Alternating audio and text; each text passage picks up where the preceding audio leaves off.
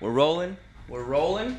Welcome to the Money Moves Podcast, episode number 2. I'm your host, Mitchell Torrence, also known on YouTube and Instagram as Manifest Mitchell. Here today with Jim Hayden, a Berklee School of Music graduate, an avid young adult music and theater enthusiast, a real estate investor, and the focus of today's podcast, an incredibly talented musician who has turned his side hustle into a full-time income for the last couple decades. Jim, thanks so much for being here today, man. It's an honor to have you on the show. Happy to be here, Mitchell. Thank you for the build-up. So, Jim, the focus of what we're talking about today is how you've turned your side hustle into a full-time income. I know you've had quite a history of being in the music industry, from graduating from Berklee to playing shows all over the nation, all over the world, I believe. Yep. And I'm so excited to dive into this today. So, obviously, starting, you played full-time music during and after college. I did a little bit of research on you last night. But what would you say is the key to going from just a gigging kind of side project musician to moving to a dedicated full-time income? I would say the key for me is diversification. Did I say that right? Diversification. Get your finger in as many pies as you possibly can. Make yourself the most valuable player on every team you're on. Worked my way through Berklee playing 6-7 nights in a piano bar, and that's an easy one. You've got to play what people want to hear. You got to be friendly. You got to get along with folks. Show up on time. Smile. Make folks happy, and it's gonna work. You're gonna make money. You're gonna be in demand. You're gonna make tips. When I moved out to Southern California, I was in a society band, and that was a completely different deal. I'm standing up, playing keys, singing, and I learned ways to make myself the MVP in that band. First of all, I guess the most important thing I'd say is be professional. Show up, whatever the gig is. Show up early, have the right equipment. And if you're a keyboard player or a guitar player, it doesn't mean just your keyboard and your amp. Have extras of everything, every chord. It sounds like a small thing, but all the little things come together to make you valuable. For instance, the guy that looks better on the gig, if everything else is the same, the guy that looks better on stage is going to be the guy that gets the gig. If all variables are equal, the guy with the better attitude is going to be the one that gets the gig. Everything's equal, the guy that knows the most tunes is going to get the gig, and on and on and on. So if you take care of all this stuff, if you're the guy with a great attitude, you're totally professional, you show up on time, you have an extra sustain pedal for your keyboard, you have extra power supplies, chords. Somebody else, their mic goes out, you have an extra mic in your gig bag, little stuff like that. It gets around. Everybody around town starts to learn that stuff, and you get more calls. I'm starting to forget what your original question was. But I think you hit on it. You diversify. Okay, for instance, when I got the gig in the society band, I started looking for other gigs to fill in the holes, because that was primarily Friday, Saturday, occasionally Sunday.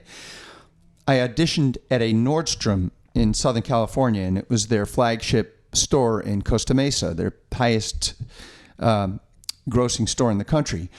And I started as a player, and there was a manager above me that hired and fired all the pianists and did all the scheduling. Within a couple of years, I was the manager. And that was a beautiful thing, because I was able to put myself on the 10 a.m. to 2 shift every day, go home, take a nap, go out and play a gig at night. Nice. You know what I mean? So This is super steady work. Diversification, though, right? Oh, absolutely. So at that particular time, I had the Nordstrom thing going during the mornings. At nights, I was playing in a real nice restaurant, the Cedar Creek Inn, which I don't even know if it still exists. I was playing there 3-4 nights a week. And then on the weekends, I was doing the society band and filling in holes with other duo, trio, solo stuff. All of a sudden, I was doing 13 gigs a week, that kind of thing. Fantastic. You were a real working musician at that point, man. That's all I did. That's awesome. For many years. So you said something that I really want to touch on real quick, is when you talked about not only professionalism, but just kind of morphing and molding your musicianship and your show to the market, right? Yep. You talked about playing the songs that people want to hear, having the look that people want to hear. I think a lot of musicians, they want to be so unique, so different. They have this crazy gift inside and these amazing songs, if you're not connecting with people, no one's going to really feel on and kind of vibe with and want to hire you or have you on their show for what you're doing. But when you're going to a gig, like let's say the Cedar Creek in a nice restaurant. Yeah. There's going to be more of a middle-aged demographic, more professional demographics. Hey, I got to include some 70s and some maybe James Taylor and some 80s into my song list to fit what the market needs. Bingo. Ding, ding, ding. And the thing is, when I was at Cedar Creek, there were other people vying for that gig. And I was there 3 or 4 nights a week, and the other nights they had different people. And the thing that I had to think about is who's playing what they want to hear. They'd audition people for a couple of nights. They'd come in and they'd be playing their original songs, which is great. But that's not what people want to hear, yeah. No, it's not. And I really encourage people who want to write and perform their own music. That's a beautiful thing, but we're talking about commerce here. Mm-hmm. And if you're playing at a cover gig and you're trying to play stuff that you like, right, and your originals, and you think you're going to make a living at it, I would say, frankly, smoke another fatty. It ain't gonna happen. You got to look at yourself in the mirror. I've seen a zillion guys come and go that do that. Mm-hmm. I know so many incredibly talented musicians that if they're calling the tunes, they call what they want to hear, they like, or their originals or whatever. Mm-hmm. And it goes over like a lead balloon. And you're selling something. It's just like you open a boutique and people come into your boutique to buy raincoats or like custom raincoats, and you want to sell them handkerchiefs. Right. The market speaks, man. Yeah, that's not what they came there for. Mm-hmm. They came there for the raincoats. There you go. Sell a damn raincoat. Sell a raincoat. Jim Hayden spitting fire right now. Please like and subscribe if you haven't already. Great tips here from a professional musician. So how long did it take you from when you first started kind of, I would say, gigging out consistently to make your side hustle your full-time income? How long did that take? That's always been my full-time job. I don't even see it as a side hustle. I've since I was 13, that's the only thing I've ever done to make money. Wow.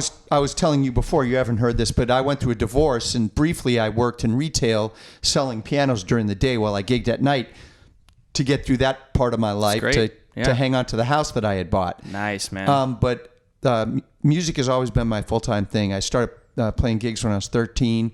By the time I was a senior in high school, I was in a gigging band through Berkeley, piano bar, 6-7 nights a week. So I'm very fortunate. Wow. But I learned at a very young age.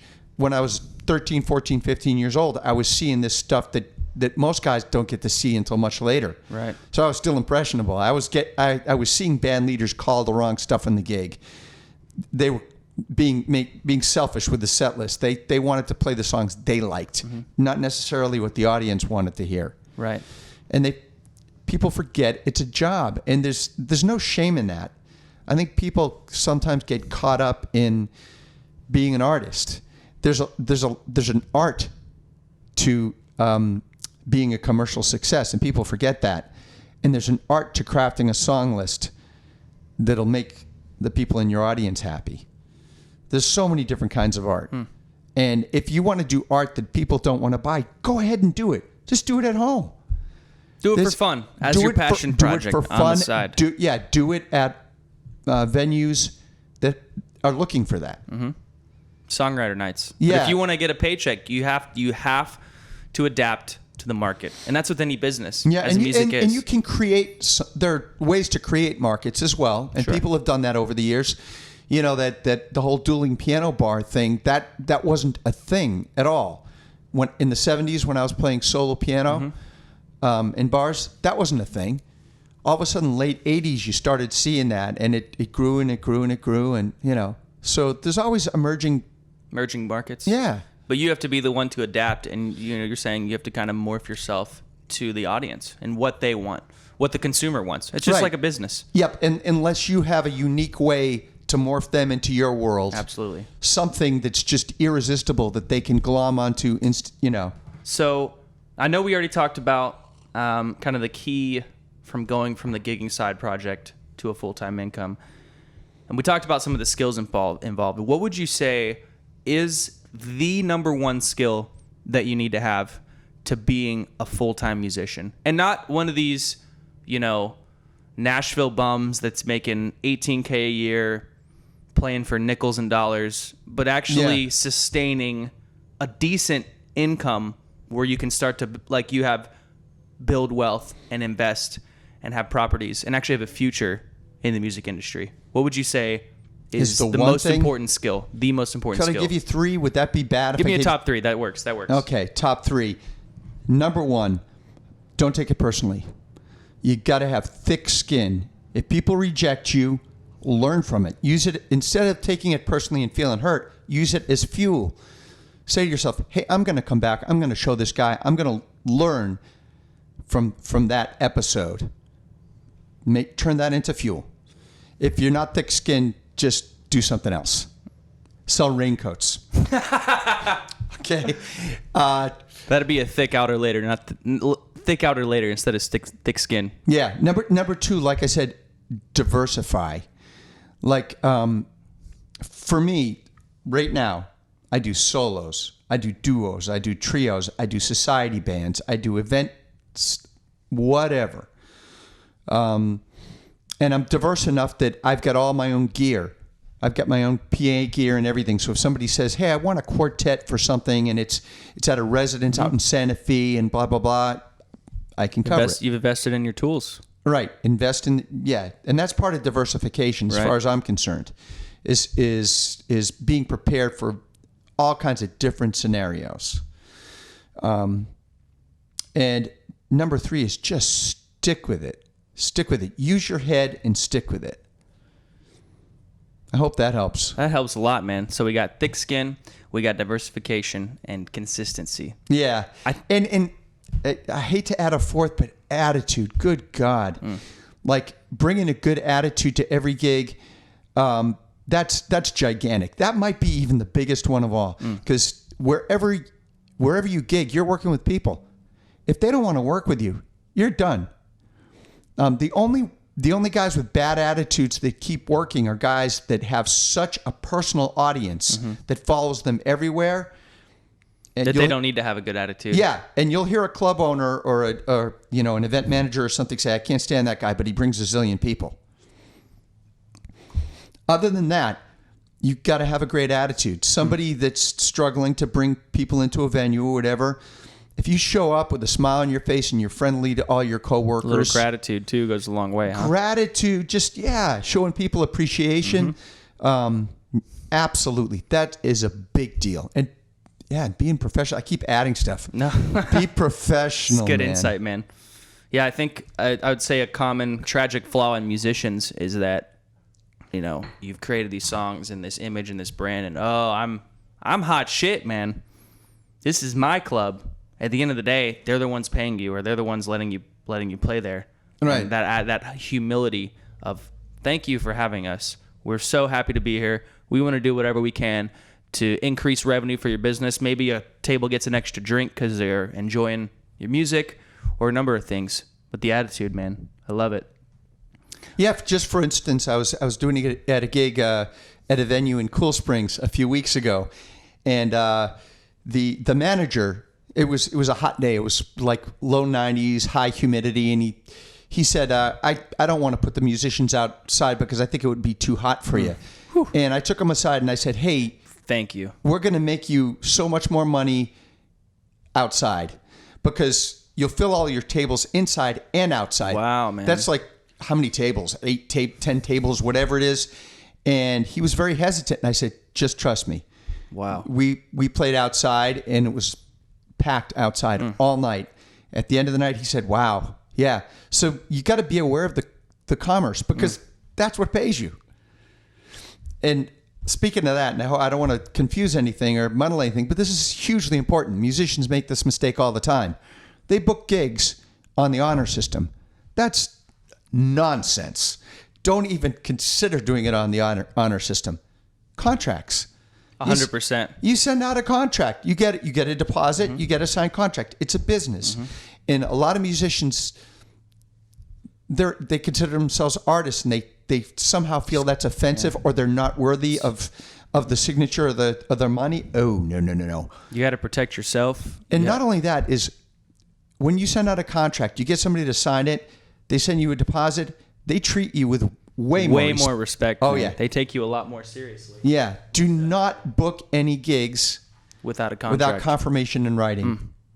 And if it's a one-off, get a 50% deposit in advance. Yes. Protecting yourself Yep. against acts of God or any kind of cancellation too. I mean, Yep. they canceled 2 days before and you could have had another gig. I mean, there's just so many things you could do to protect yourself. Treat it like a business and it will produce income like a business, most definitely. There you go. All right, so let's shift gears just a little bit now towards kind of after the fact of you're doing this full time, actually making some money, and now you have some money to set aside. I want to talk about how you've been able to build some wealth and a sustainable future through gigging as a musician. So I understand that you are a real estate investor and you've got some rental property. How did you first acquire a piece of rental property? When I first started out in this, I had been investing small amounts of money every year in the broader markets.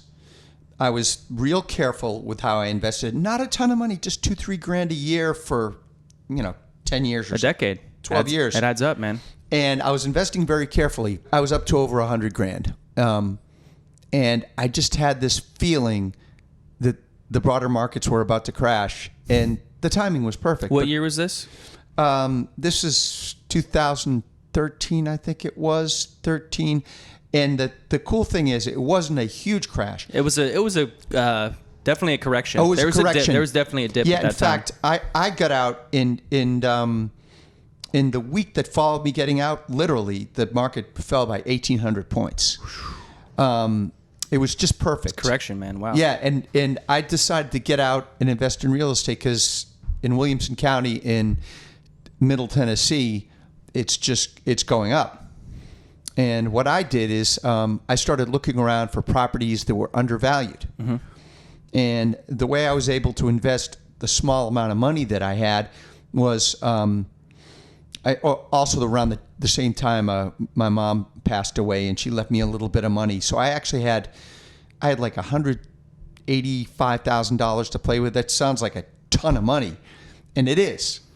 But what I did is I found a property in Franklin, Tennessee that was selling for $179,000, and I got in. I was the first guy to look at the property, and I looked, and the previous owner had bought it for like $17,000. Wow. 1959 or something, and she had passed away, and her brother was inheriting the property, or had just inherited the property, and he wanted to sell it for the money. I thought to myself, he may need cash. So first day I went up to him and I offered him 25 below what he was asking. I said, 154, close in 5 days. And he took it. Excellent. So a property that he probably should have started at 200 instead of 179, mm-hmm. I snagged up like that for 154. Mm-hmm. And that was a beautiful thing. And that the other money that I had saved up, I used to renovate, mm-hmm. fix it up, and I've been renting it ever since. Did you have a primary residence at that time, or were you still renting? Yes. No, I had a house in Franklin. And was your home paid off at that time? By that time, I had just paid it off. Wow.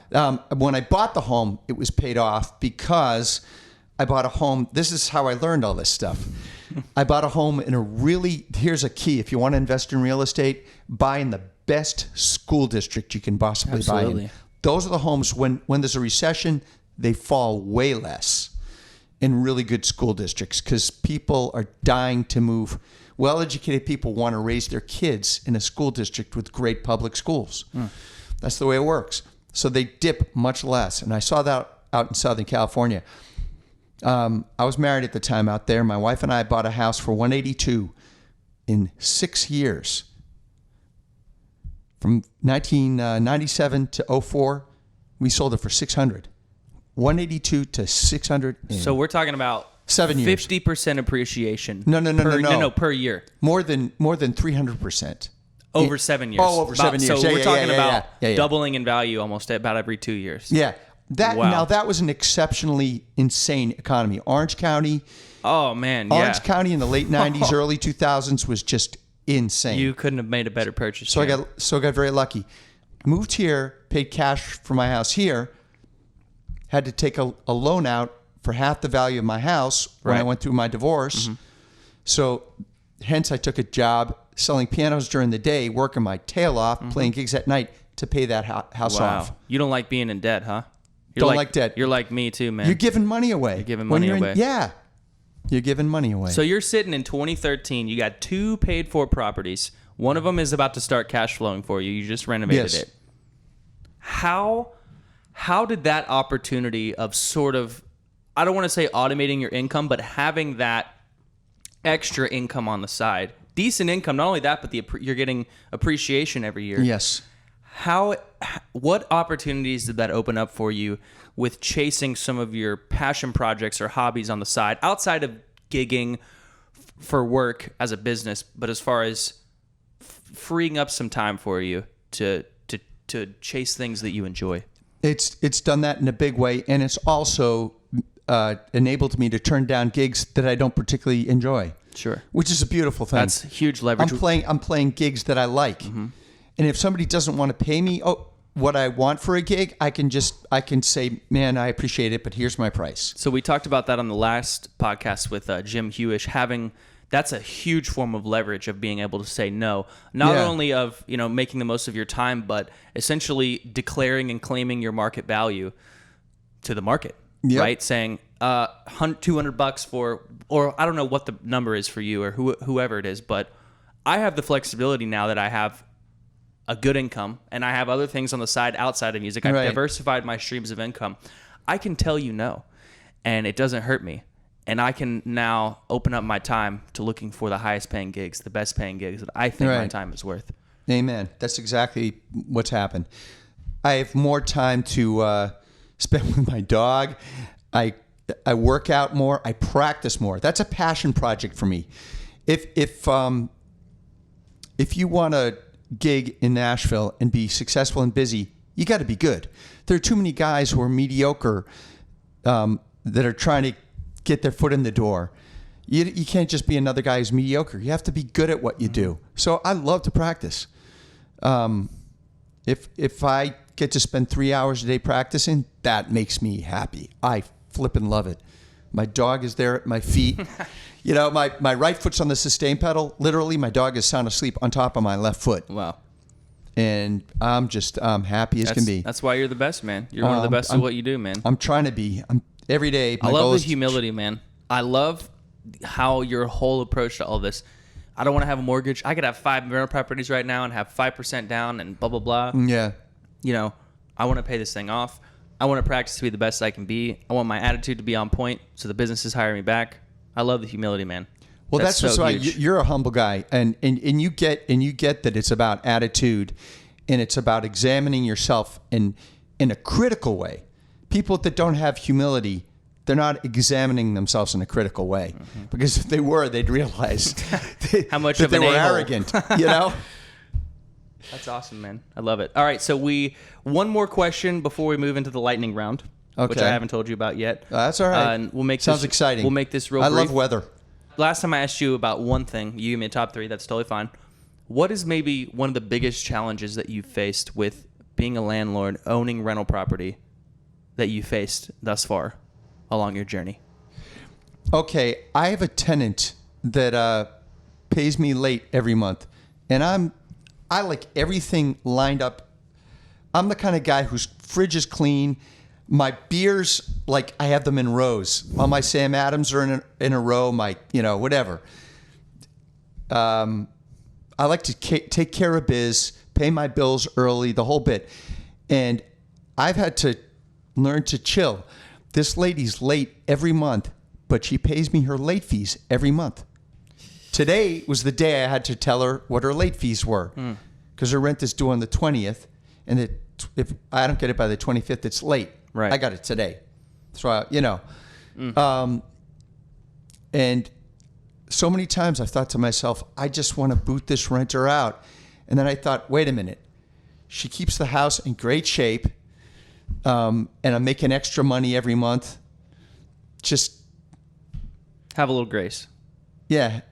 That's tough though, man. That's that line between business and pleasure, business and personal. Yeah, man. It's not personal, it's business. Every month I shoot her a text about the 15th of the month saying, hey, I hate charging late fees. It really kills me. Please don't do it. What's the like percentage of the late fee to the rent, if you don't mind? The way my contract, it's not a percentage. I have my contract is set up $20 a day for late fees is added to the rent. Right. But Tennessee state law is once you can only go up to 10% of the rent. Yes. Wow. And then you have to start kind of like then you have to look at like booting the renter. Noticing. Yeah. Yeah. Gotcha. And in Williamson County, it can happen quicker than other places. I read all the bylaws and stuff. You can actually ask a renter to leave in 2 weeks, but that's a whole nother story. So hire a bouncer, man. I'll do your dirty work for you, huh? I come with my baseball bat and my gold ring. You're scaring me. All right, man. Okay, time for the lightning round, Mr. Jim Hayden. All you have to do, answer the first thing that comes to mind. And if we want to expand on a couple of these, that's totally fine. Okay. But these are pretty quick questions. Some of these are about money. Some of them are completely random. I've tailored them to you. Are you ready for the lightning round? Question number 1. What is your favorite ice cream flavor? Peanut butter. Most amount of cash that you've ever seen or touched at one time? $400,000. Whoa. What was that? That was a house. Man, in cash. I can't remember why. $100 bills. Yeah, it was at a closing. It was at a yeah. Do you have a briefcase Usually or something, stuff is wired. No, I didn't. I just saw it and I said, hey, can I touch it? Nice, man. I have no idea why if somebody showed up to the escrow company with cash, because usually that stuff is wire transfer. Oh, yeah, man. This is back in 2004, and I thought it was really strange. And I said, wow, that's really weird. Can I touch it? Yeah. Off the books, man. Estimated number of gigs you've played throughout your career? Good Lord. Thousands. I don't know. So we're talking 35 years plus 40-year career. Oh, wow. So let's start in about 1976 and go to today. And I went through 17 years in Southern California where I was average between 10 and 13 gigs a week for 17 years. 40 years. So I can't even imagine. Yeah. I mean, you're talking that. I mean, now I'm at a stage in my life where I'm 3 or 4 gigs a week, 5 gigs a week, you know? Right. But I went through several years. Thousand, maybe close to 5 figures now. Wow. I never even thought about it. Amazing. Worst mistake you've ever made with money? Wow. Not buying a rental house when I moved to Tennessee.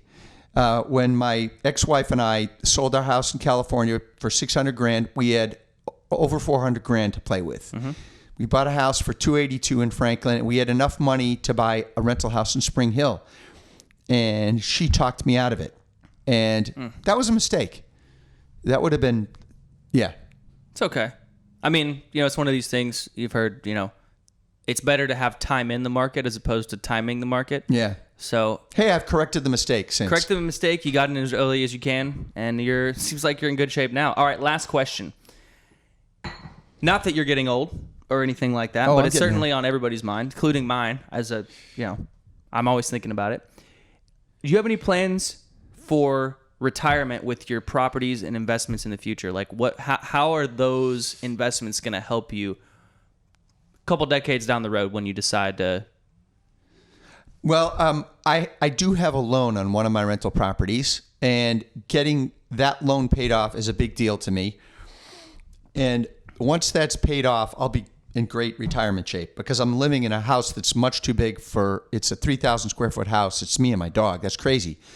So I rent that house out, move into one of the small rentals, and retirement will take care of itself. Excellent. I love it, man. So that's what I'm looking at. I'm not in a rush to retire at all.